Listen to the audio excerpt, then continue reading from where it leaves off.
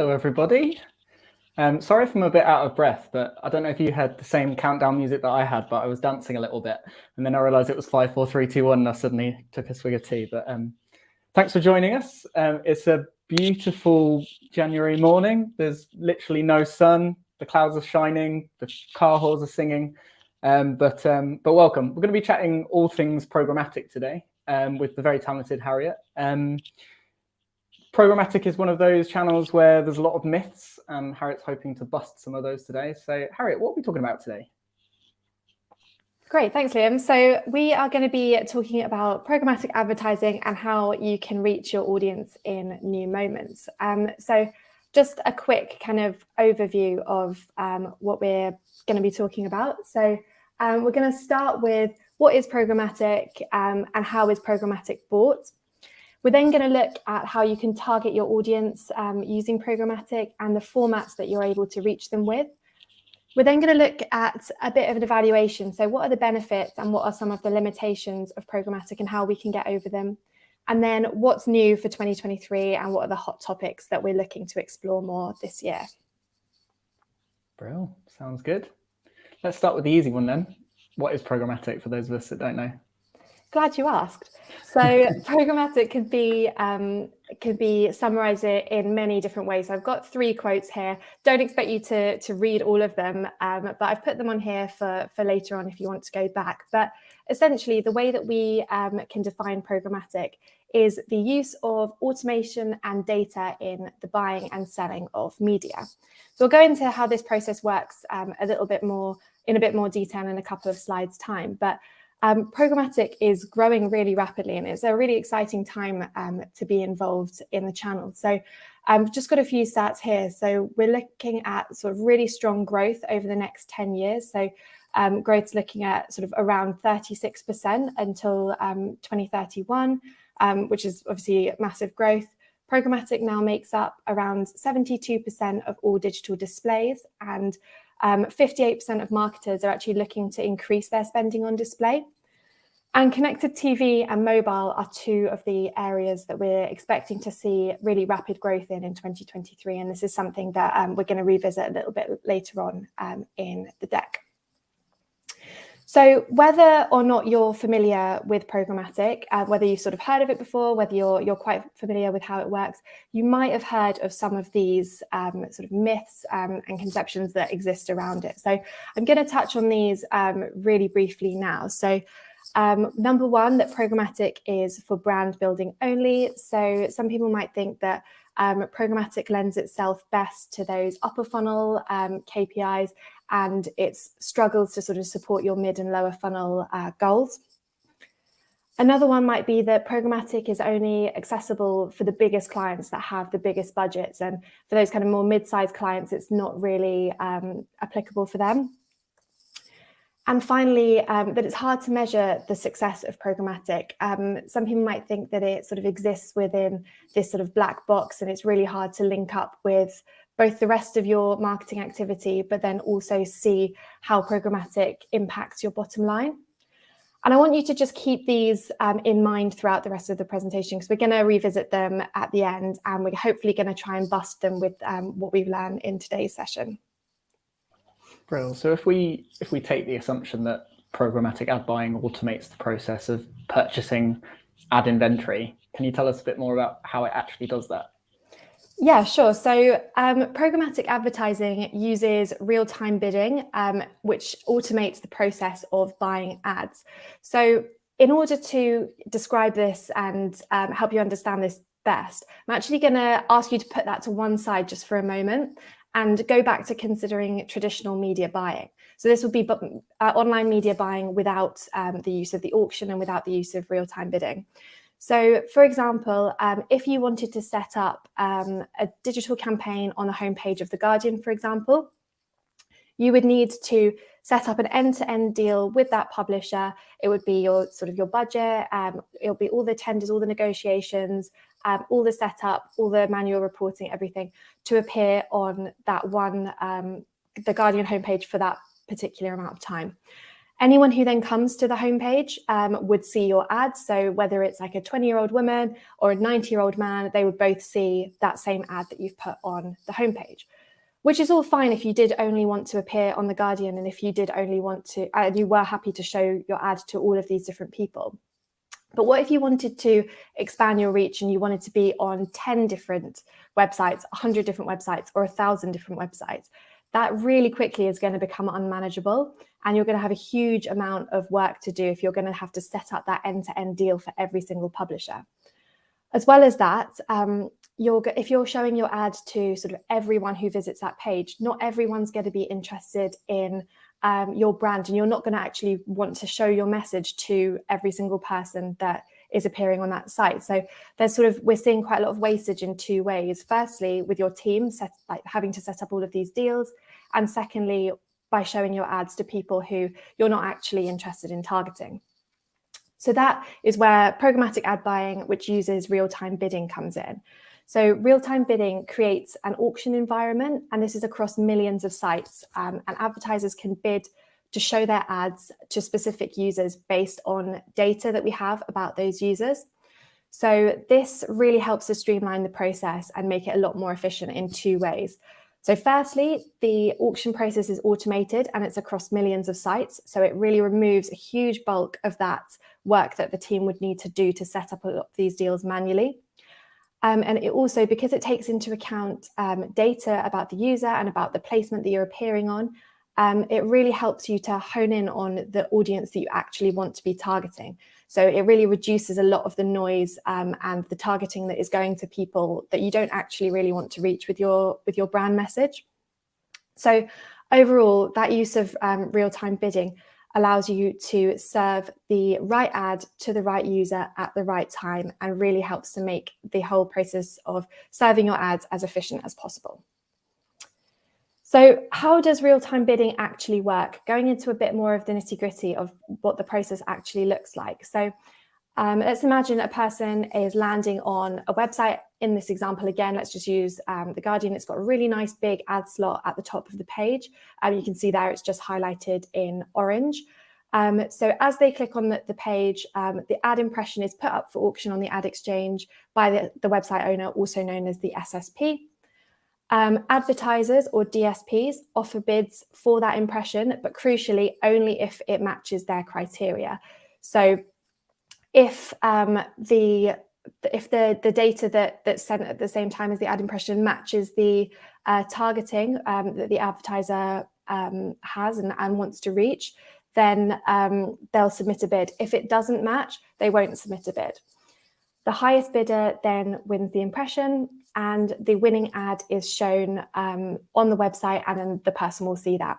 So that sounds like a really long process, but actually the whole auction takes place in less than 100 milliseconds. So pretty much the time it takes for that person to click on the website, for the page to load, the ad will almost always already be there. So it's a really nice streamlined process.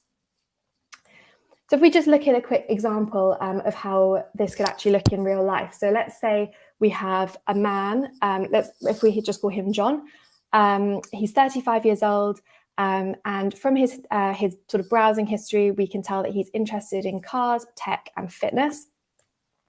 So John goes on to read the news on his lunch break, and as he's clicking on the site, we can see that ad slot at the top becomes available. So based on his interests in cars, tech, and fitness, 3 advertisers might be interested in showing their message to John. So this could be Volvo, Apple, and Fitbit, and they each submit their bid. So Volvo's bid is $3, which is the highest bid. So they win the impression, and then that ad is shown to John. Good stuff. So you mentioned there about targeting the right user, the right place, at the right time. So data is obviously a huge part of that. What data do we actually have access to? Great question. So we have access to loads and loads of data through Programmatic, which can allow us to reach our audience across so many different dimensions. And depending on the data that we use, we can support sort of goals from branding all the way down to conversion driving and through remarketing. So broadly, these are split into sort of two types of targeting. I won't go through everyone, and there are huge amounts more than I've been able to fit on this slide. But we have contextual targeting. So this is the content of a page that an ad is going to appear on. So this could be placement. So for example, specific websites, pages, or apps that you'd like to appear on. It could be categories. So this is targeting content based on the web page categorization. So for example, if you had a fashion brand, you might want to be targeting fashion content, as the people who are reading that are quite likely to be interested in your brand. And then finally, we have keywords. So keywords is a nice sort of customizable way of going really, really granular to find people who are reading about your particular product. So these keywords would work across things like web pages, blogs, forums, etc. So if you had, for example, a skincare brand, you could make a keyword list of loads of skincare terms, things like moisturizer, toner, all of those kind of things. And your ads the algorithm would push your ads to appear on content that mentions those terms. On the other side, we also have audience targeting. So this is data collected from users' digital footprints across the web. So we've got things like first-party data, which is collected from your site visitors, and CRM data. So this is really, really crucial for remarketing strategies, and this really helps us to this really helps Programmatic to achieve success against some of those lower funnel goals. So, for example, if someone's come to your site and they've had a little browse around, they've looked at a few products, but then they've left, your remarketing data is really important to help bring them back to the site and help encourage them to actually convert. We also have access to second and third party data, but whether this is through sort of a publisher or it could be data packaged up by Google.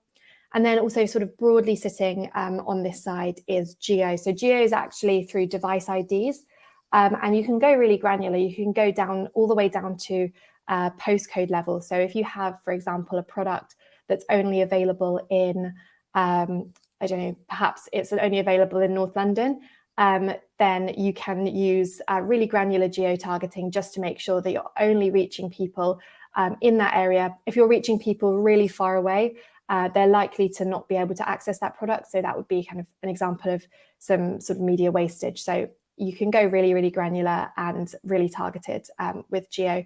There are loads and loads of other targeting options, as I've mentioned, but these are just a few examples of some of the biggest ones that we might use to activate across a full funnel strategy.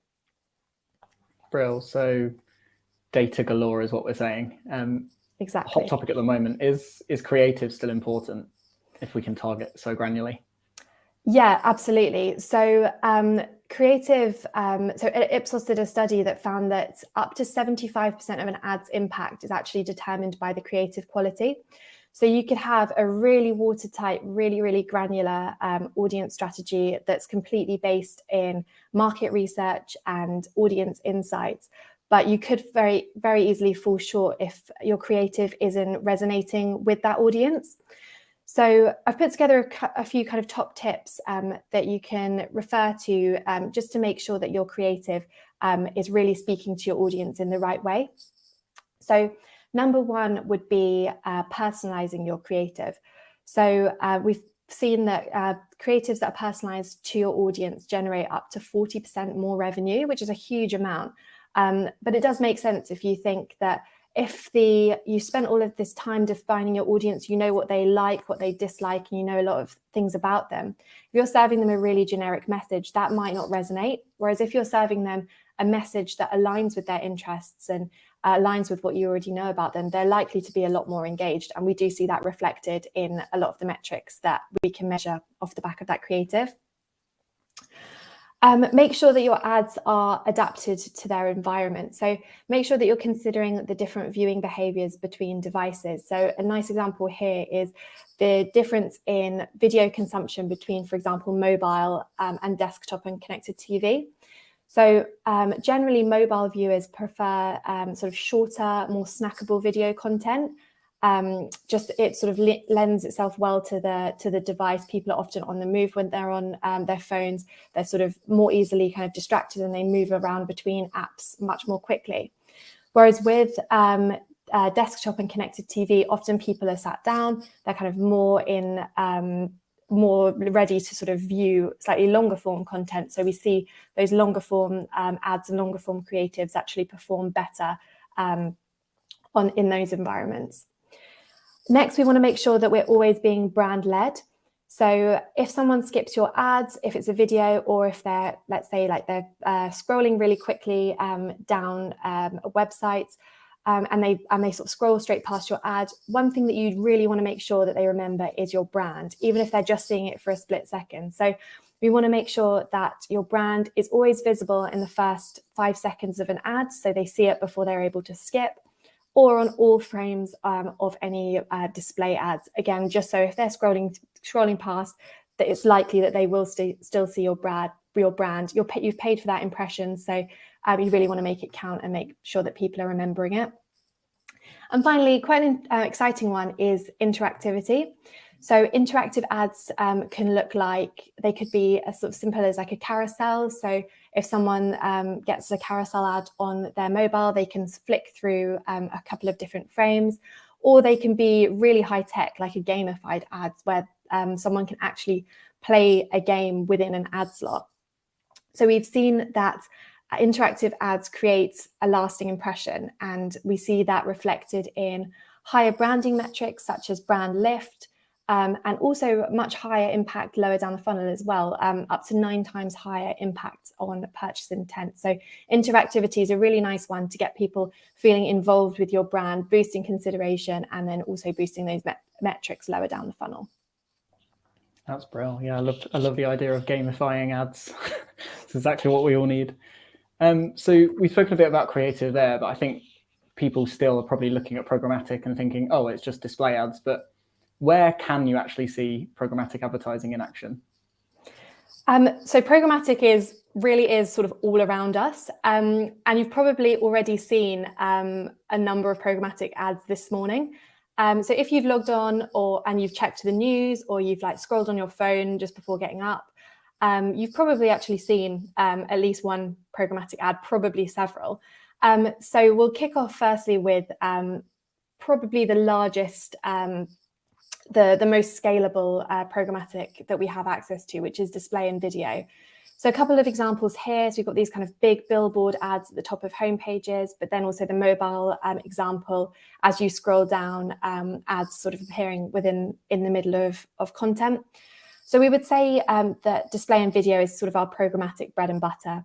It's hugely scalable, and it's got relatively low CPMs, especially compared to a lot of other channels, which makes it really accessible for a huge number of different clients with both larger and sort of mid-sized budgets. It's also a really great format because depending on the targeting that you overlay, it really can be full funnel.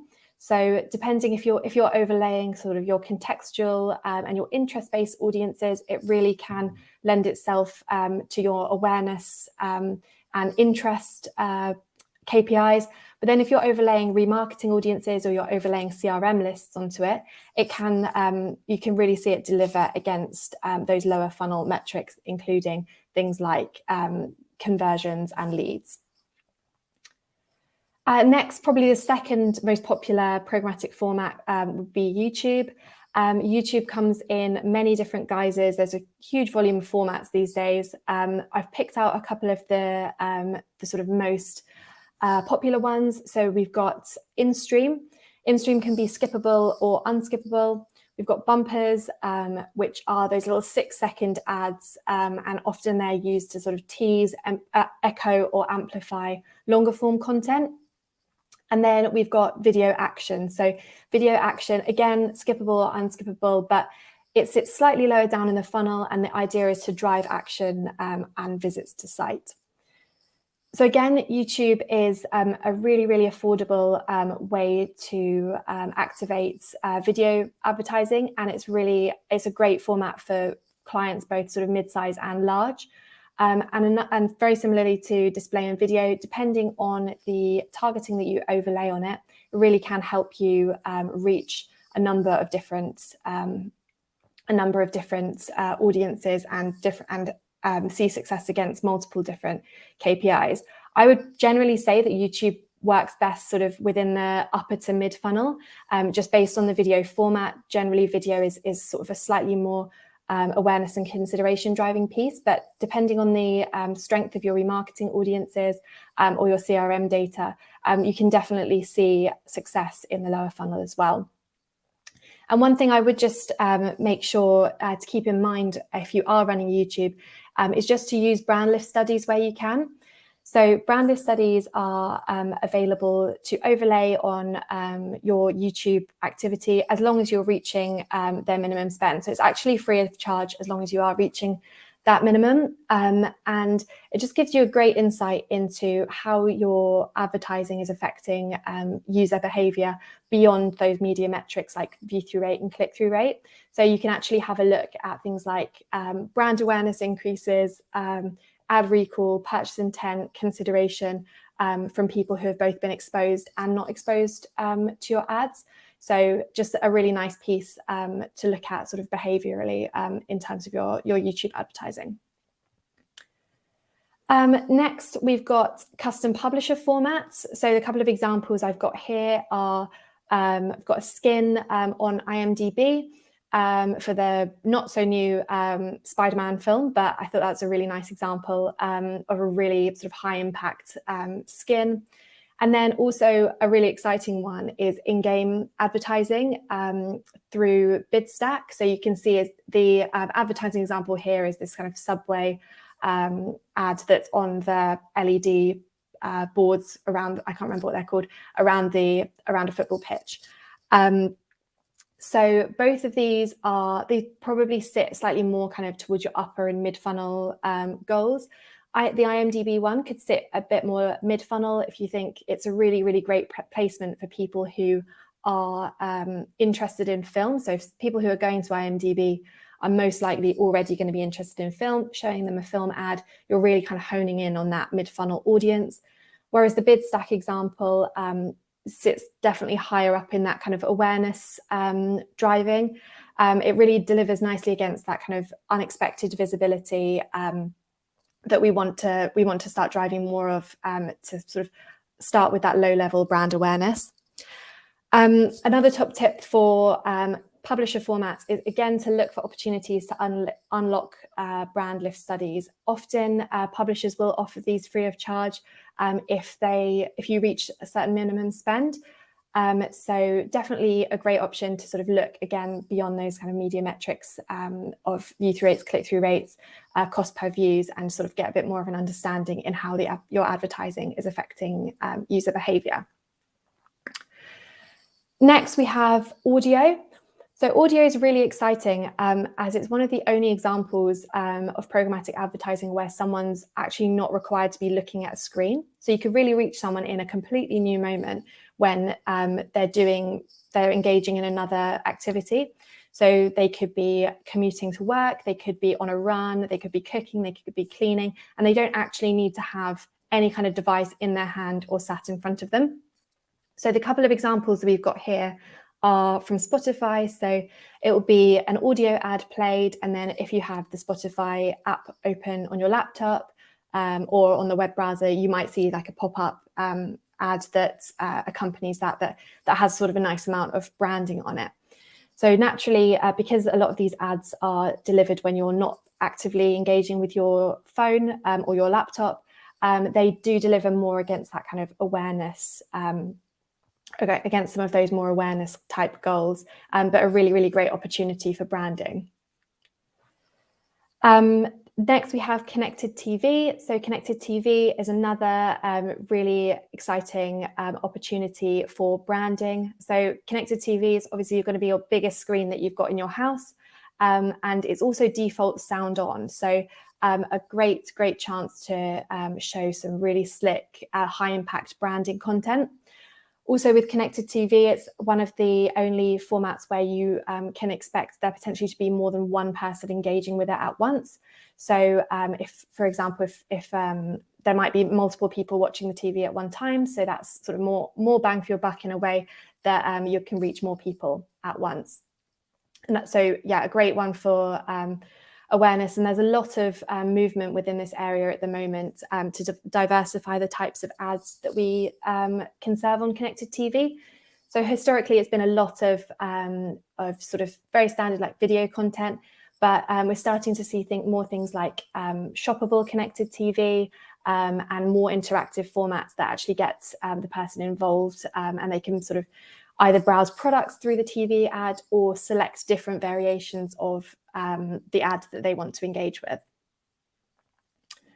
And finally, we've got programmatic digital out of home. So this is probably the hottest topic in terms of formats of the year and looking into 2023. And we'll go into that in a bit more detail in a few slides' time. But it's really exciting because obviously it was gaining a lot of popularity and a lot of traction in sort of 2020, and obviously then we had the lockdowns and everything, and no one was really going out, so it really stalled its progression. But now that we're sort of through a lot of that and people are out and about a lot more, there's a lot more opportunity for programmatic digital out of home. So at the moment, this is probably best supporting your kind of awareness goals. You can reach people out in the wild per se, with this sort of messaging, geo-targeted messaging, but also there's a lot of movement in this area to link digital out of home up with APIs. So the example it's a really nice example if you have a chance to look at it. Quite an old one, but it pulls in flight data, so you can see the plane flying over, and it says, look, it's flights BA blah blah blah to from San Francisco, and that's all pulled in through an API. So it's a really nice interactive format. We're also starting to see programmatic digital out of home link up more with the rest of our online media, so we can really integrate it into our full marketing mix. I love that British Airways example of, tying in the data they already got about flight paths and tying it into nice, isn't it? Yeah, it's lovely. So I guess we've gone through so far like how programmatic works, where we might be able to show ads, but can you talk us through the benefits? So why might we want to use programmatic advertising? Yeah, absolutely. So there are loads of benefits of programmatic, a few of the key ones being scale. So as I mentioned at the top, with millions of sites available with programmatic inventory, you can reach your audience pretty much everywhere. It's really efficient. So we've got the CPMs are very low compared to a lot of other channels. And we also have access to real-time optimization, meaning that changes that you make in the platform are reflected almost instantly. So this really helps to keep media wastage low. We've got this huge breadth of targeting that I've only really been able to touch on briefly, but it allows you to reach your audience across multiple different dimensions and also ladder up a lot of this targeting so you can be really, really granular. And access to multiple different creative formats, all the way from sort of branding, high impact formats, through to interactive to boost consideration, and all the way down to shoppable that will help you boost your conversions. Cool. Well, the positives are all well and good, but what are the challenges? It's the more fun bit. There's always going to be challenges. So yeah, I thought we could explore a couple of these and also look at how we actually can get around these. So we've got brand safety hand in hand with this huge scale that we have and sort of advertising across millions of different sites. Of course, there are going to be some sites that you don't want to appear against, and it's a very valid concern from brands that don't want to appear against sort of inappropriate content. So our best practice at Impression is to use negative keyword lists, block inappropriate categories, block any inappropriate placements. And then if you're using Google, they have content labels that can help you to block harmful inventory as well. And we just make sure that these are regularly updated to make sure that we're blocking kind of any current news events and things like that. Sometimes longer term investment is needed to see value on the bottom line. Programmatic can see sort of lower ROIs than some of the other channels. If you look at it sort of from a last touch point of view. So I would recommend that when you're using programmatic, to use Campaign Manager or to use GA to track your activity, report on things like assisted conversions, and also make sure that you're joining the dots with your other online media to make sure that you're seeing the true value of programmatic throughout the entire customer journey. And finally, ad fraud. So this is a big one of, so ad fraud is essentially ad spend that's wasted on invalid, non-human traffic. And a top tip here would be to take advantage of third-party brand safety partners to block fraudulent impressions and also refund any activity that's proven to be fraudulent. Brill, thanks very much. So we know that programmatic's growing rapidly. What are the hot topics for 2023 and beyond? So there's a lot moving and shaking in the industry for 2023. So a big one is 5G. So 5G has been around for a while now, but it's really starting to have an impact on the programmatic industry. So 5G has about 22 times higher speed than 4G. So that really opens up a lot of opportunities to advertise more efficiently video on mobile devices. So this could be things like sort of serving different types of video on mobile that's previously been restricted to sort of desktop only or to only when someone's connected to Wi-Fi. But it also increases the attractiveness of tech like VR. So historically, VR would have bandwidth needed to sort of serve that to mobile would have been too high, but with 5G it makes it a lot more attractive. So I'm thinking we're probably going to see a lot of movement in that across that topic. Obviously, a huge one is cookieless. It's been on the agenda for a good few years now, well, a couple of years since Google announced the third-party cookie deprecation. So it definitely makes sense to be looking into contextual solutions. 4 out of 5 advertisers are planning to use contextual in conjunction with behavioral targeting. So now is a great time to start looking at these strategies to sort of diversify away from cookies and into some cookieless solutions. And finally, I did touch on this already, but digital out-of-home expansion. Digital out-of-home is really attractive. It's ad blocker resistant. It's not obtrusive. You're sort of not serving ads directly to people's devices. And it's also largely unaffected by cookie depreciation. So with a lot more people kind of going out and about, it's making a lot more sense for advertisers and brands to invest more here and sort of link this up with the rest of their online strategies. So by way of kind of summarizing what we've looked at already, the best sort of programmatic campaigns of 2023, and I want you to sort of take away these points. And if you're already running programmatic, maybe it's an opportunity to have a look at what you're running with these points in mind, or if you're looking to run programmatic in the future, to sort of have these in the back of your mind. So utilizing a mix of formats to reach audiences at multiple touch points in their journey. The more formats that you're activating on, the more different times that you can reach people and the more opportunities that you have to engage with them. Goes without saying, but making sure that brand safety best practices are overlaid on your activity to make sure that you're not serving on any inappropriate content. Using digital first, brand led and personalized creative where possible to tailor messages to your audience and make sure that you've got the best opportunity to engage with them. And measure ad impact beyond media metrics by looking at impact on user behavior, be it through sort of YouTube brand lift, through publisher brand lift, and sort of any way that you can look a little bit deeper in how your ads are having an impact on your audience's behavior. The last quick bit here is I just want you to think back to those programmatic myths that we introduced earlier on in the session, and we're going to have a go at debunking them. So the first one was that programmatic is for brand building only. And while, yeah, programmatic, we have a lot of tools at our disposal for great brand building with these amazing custom formats and with our prospecting audiences, our access to remarketing audiences and to CRM, as well as these kind of shoppable formats, can really help us to re-engage users and help bring them back to site where we can hope that they would convert. Programmatic can only be accessed by the biggest clients.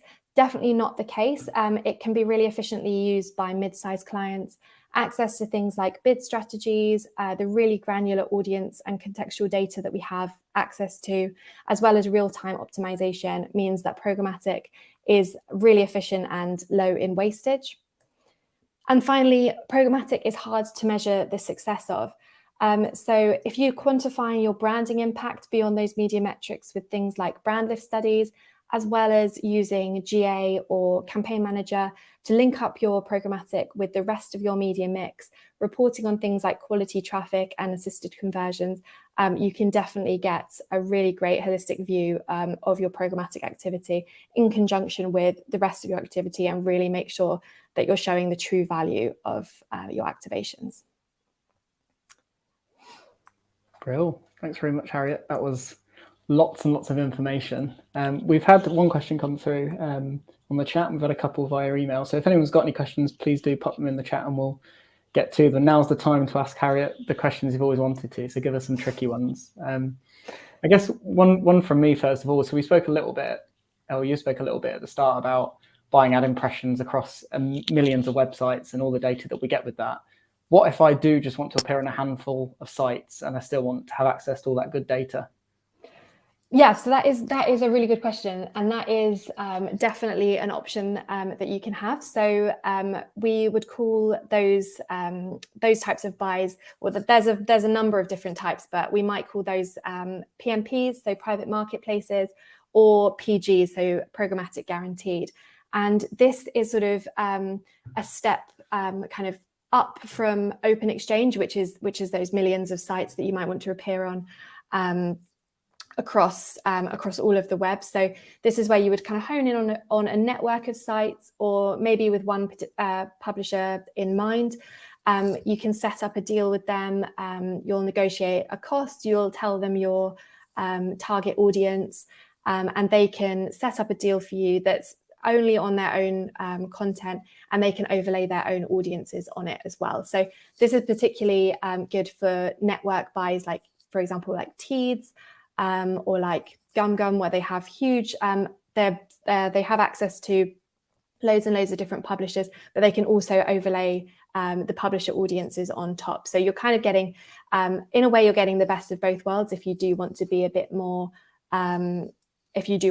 targeted, but also you are still getting that scale through your programmatic activity. That's brilliant. I think I saw that James Carragher-Webster put in a question earlier, but I'll just go to Graham's next because I think it's more related to what we covered last, which is cookie deprecation, which everybody's talking about. So Graham asks, how do you see the impact of third-party cookie deprecation impacting programmatic retargeting and also attribution? Yeah, so definitely a hard-hitting question, and something that we're all kind of thinking about, especially at the moment. So Google have just put back the depreciation of the third cookie to mid 2024. What that actually means isn't clear. If that's going to be sort of pushed back again, we're not quite sure. But definitely it is something that we need to be mindful of. A lot of our there is a lot of use of third-party cookies in retargeting, and it does make up a large amount of the activity that we do when we're trying to re-engage people who have already been to site. One thing I would definitely say that's really important is to make sure that you're bolstering your CRM audiences where possible. So there's been some nice articles written, and this is definitely something that we could share after, around how to sort of incentivize sharing of CRM data. Of course, if someone's sharing it themselves, then we don't have that same issue. So definitely would make sure that CRM lists are kind of built up as much as they possibly can be, and also testing on testing contextual solutions. So a lot of DSPs and publishers as well are really developing and spending a lot of time and money in developing their contextual solutions. So things like GumGum's Verity solution, which uses sort of human-like word processing, which is kind of like a step up from sort of standard contextual targeting. Teads have solutions, SeedTag have solutions. So there are a few out there, and it's definitely a good time to start testing those sort of this year, definitely, before they will come into effect more so next year.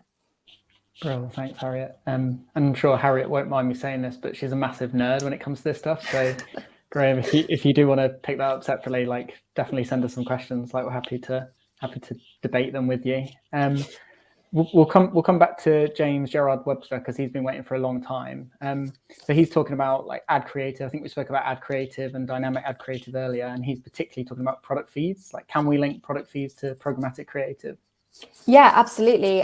So there are a few in-platform ways to do this. So with definitely on YouTube, and I'm this is really testing my memory for the ins and outs of this, but there's product feeds available for your YouTube activity. So it would be a link with Google Merchant Center, I believe, and that would allow you to show the product feed within your programmatic creative. There are also a number of other ways to link your product feeds to your creatives via feeds. So this could be done sort of, again, not the most technical Google Studio person, but in the sort of back end of Google's Studio, you can link that to your product feed, and then you can pull that through to Studio. And if you're using dynamic creative, that can integrate with the dynamic creative that you're sending out, be it sort of imagery of products, stock levels, updated pricing for sales, for example, loads of different feeds that you can pull in to your creative. Great, thanks, Harriet. And James, same to you. If you know anyone at Impression, or if you don't, like, feel free to drop us a note and we can help you with that. We've actually been working on a little bit of tech our side to do some dynamic overlays in terms of contextual ads, but we'll keep that to a private convo. I think we've got time for one more question, and this one's been sent by a few clients actually, and it's related to the Google display network. And I think one of the common questions that I think when you said programmatic's not for big clients, but clients maybe or brands have been seeing great performance on the GDN, and they're like, well, why would we move away from the GDN? Why would we start using DV360 or Trade Desk? So yeah, I've heard that question a lot as well, and I think it's a really interesting one, especially for some of those slightly smaller clients who are kind of put off by the platform fees that we might see in or that we do see in DV360. But I think there are a lot of benefits for moving programmatic activity into DV360. So a few of those benefits could be if you're wanting to run publisher activity, PG deals or PMPs can be run through DV. So it does make sense if you are running publisher activity and you're running display to hub those together. You can report on all of your activity sort of in one place, especially if you had YouTube as well. If you have all three of those in one place, you can apply frequency caps across all of your activity. So really sort of drills down into reducing that media wastage. If you can frequency cap across everything, you're not doubling up on your activity as much.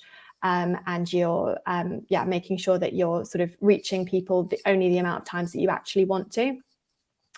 Another few kind of good examples of is that there is generally there's access to a lot more inventory on DV360. So GDN only has access to the Google Ad Network, whereas DV360 has access to, I think it's now around 80 additional ad exchanges. So there's a huge amount more inventory available, more premium inventory available, but also specialist inventory available. So there are exchanges for that specialize in things like audio, video, and even things like connected TV. So a really good, if you sort of have visions to kind of grow beyond display, and you are looking at doing things like connected TV, digital out of home, audio, I definitely think exploring DV360 and moving your activity there is a really great option. Bro, thanks very much, Harriet. I think we've rocketed through that, absolutely banging. We're just a little bit over time, but just conclude and say thank you, Harriet, and thanks for all of you for joining. Recording, if you signed up for this, which you have, that's why you're here, it will be sent to your inbox. In typical cringy YouTuber fashion, you can click like on this video, and you can also subscribe to our newsletter. But like I said, if you do have any other questions about programmatic or digital, please send them over, and we'll be happy to chat. And thanks very much, everyone. Thanks, everyone. Goodbye. Bye.